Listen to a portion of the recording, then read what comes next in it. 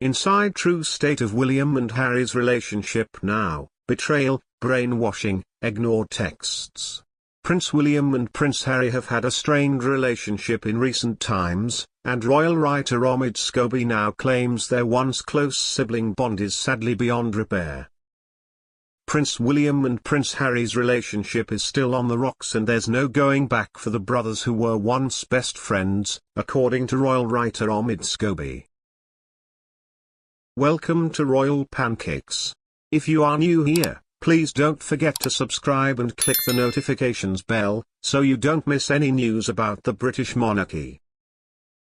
In his new book Endgame, Scobie has claimed absolutely nothing has changed in the year since Harry's bombshell memoir Spare was published, and he believes the Prince of Wales now doesn't want to know his younger brother.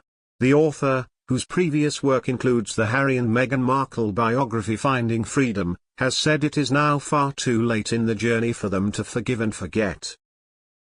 The siblings have had a very fraught relationship in recent times, with Harry reflecting that he and William were on different paths during his bombshell interview with Oprah Winfrey in 2021.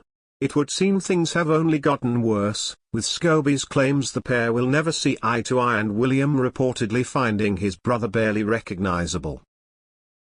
According to an extract of the book published in People magazine, convinced Harry's been brainwashed by an army of therapists, William says he no longer even recognizes his own brother, a source said.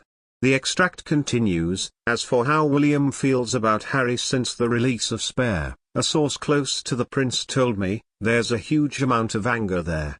He feels betrayed and sad about the situation. But he also doesn't agree with the things his brother feels he has done. He feels he has lost Harry and doesn't want to know this version of him. Scobie also states that absolutely nothing has changed between William and Harry recently. Detailing the brutal one-word response Harry received when leaving royal life, he writes, "I was talking to a source quite early on in the process, and they called Harry a defector and said that was William's view. These were two men who once upon a time were firmly aligned in their outlook. One of them had to move on to also protect the crown." The explosive book also alleges that William ignored his brother's text and calls while the Duke frantically planned his visit to Balmoral, rushing to be by the dying Queen's side.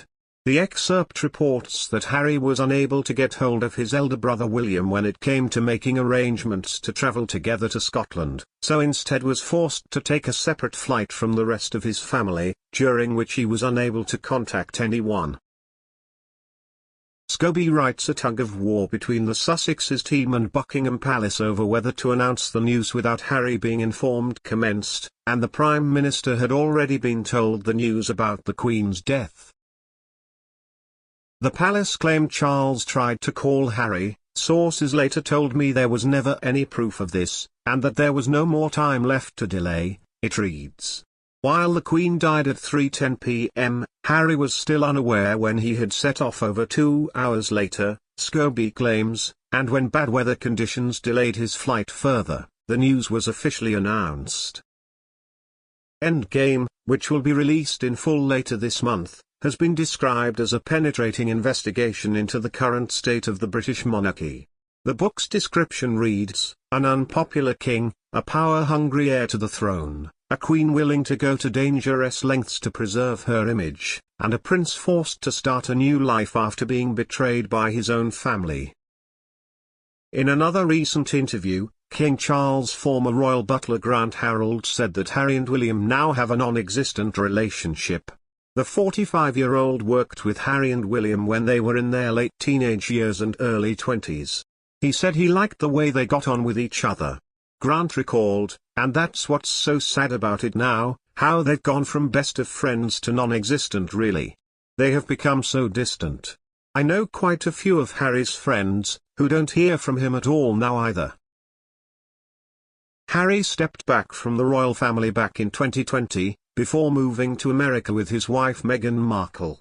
The couple now live in Montecito, California, with their 2 young children, Prince Archie and Princess Lilibet. Since stepping back from the firm, the Duke and Duchess of Sussex have had a number of career successes, most recently with Harry's Heart of Invictus Netflix documentary.